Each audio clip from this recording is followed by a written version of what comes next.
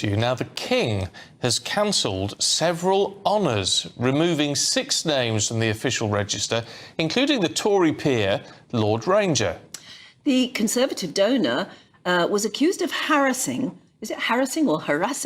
a journalist and making a series of derogatory comments on social media. So is it OK to strip people of their honours? Let's talk to historian Rafe Heydel-Mankoo and social commentator Aisha Ali Khan. Good to see you both this morning. Aisha, is this something when people misbehave, when they bring the system into disrepute, should this be allowed, that their honours are removed?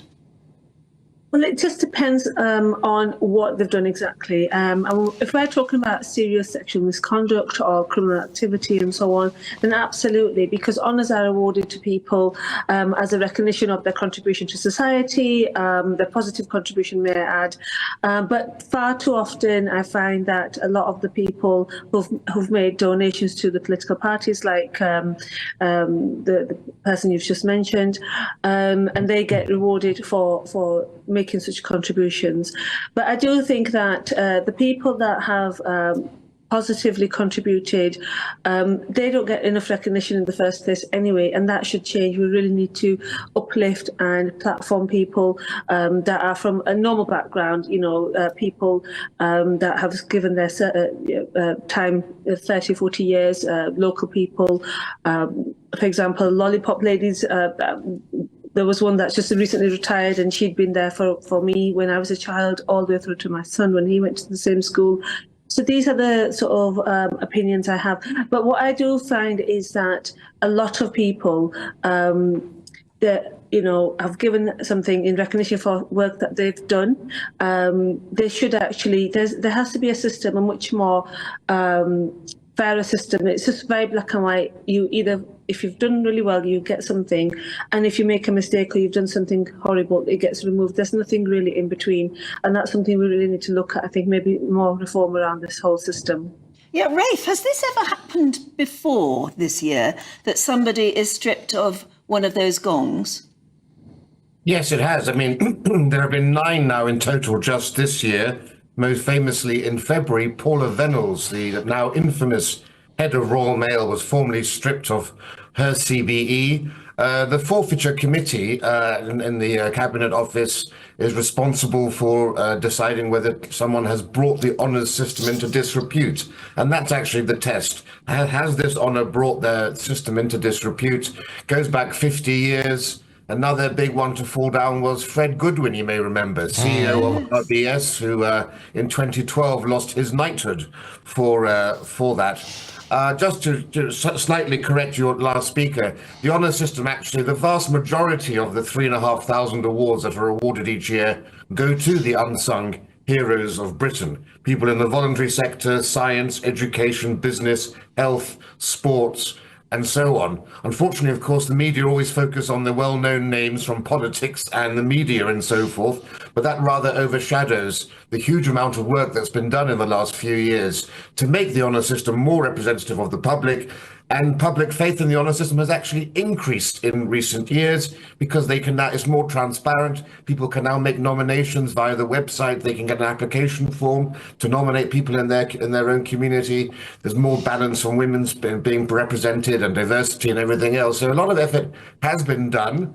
And the fact that we've had so many people being stripped just now in the honour system of their honours, I think does go to show how it's working fairly effectively compared to previously. Although, of course, we can have debates about whether people like Sadiq Khan is truly deserving of a knighthood.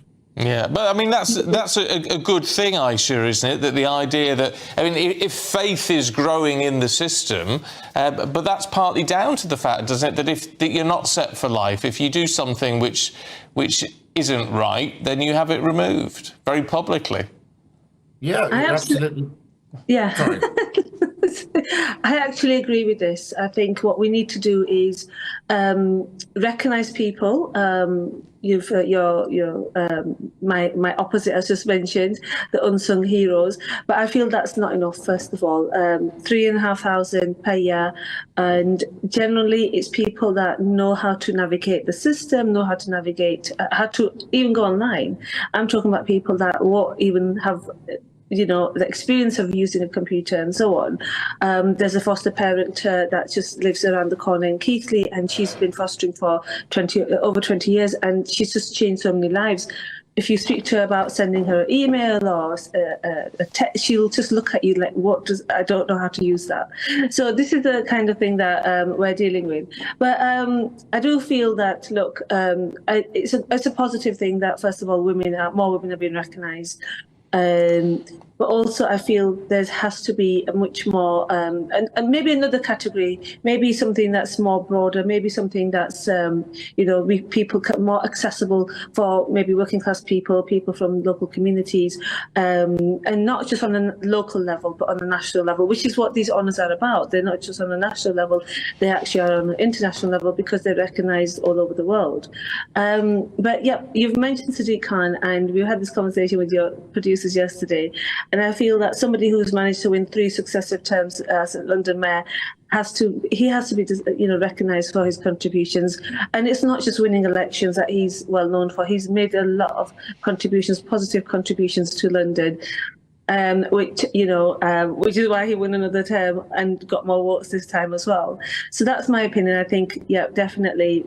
I'm really happy for Sadiq Khan to be recognised by King Charles. I must say, to confirm things for you, I have in my career interviewed many a lollipop lady who's had an honour. I'll bet you have too. Yeah. So I mean, the system may be flawed in some respects, but it tries its best to honour people who are unsung heroes. Am I not right, Rafe?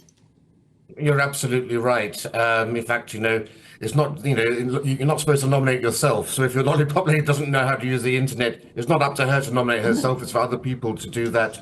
There's been huge outreach campaigns that have been done, and I think it's working very effectively. I think what my interlocutor there is talking about actually perhaps is the creation of a new honour. A new common volunteer medal could be created, something to be given on a much wider basis. One of the beauties of our honour system, one of the reasons it's regarded as the Rolls-Royce Corniche of honour systems around the world, is how few honours we award compared to, say, Italy or France, where it's in the hundreds of thousands, and everybody you meet is a chevalier or cavaliere, it seems, in France and Italy.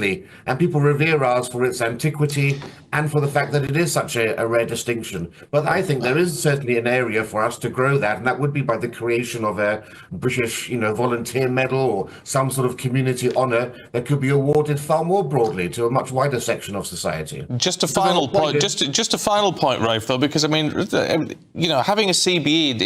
You look at someone like Lord Ranger, so C.B.E. being removed, but he's still a peer. I mean, that's a much harder process, isn't it? That's much harder. I should have just said on my last comment, one of the reasons for an honour system is by rewarding to encourage others to also give of their time. And that's why honours can be a very good way of motivating people to be more voluntary oriented. But yes, a peerage is a title of nobility, is granted by letters patent. It's very different to an honour. And unfortunately, there's been too much consideration of the prime ministers and others giving peerages as honours rather than actually what they should be for doing proper work in the House and so forth. I think there needs to be removal of regarding peerages as an honour. They should be specifically for working in the legislative chamber, but it requires an act of Parliament to actually strip somebody of their peerage, and of course with parliamentary time being so precious, that's very difficult to get through. Okay, look, there we've got to leave it, but good to see you both this morning. Rafe, Aisha, thank you.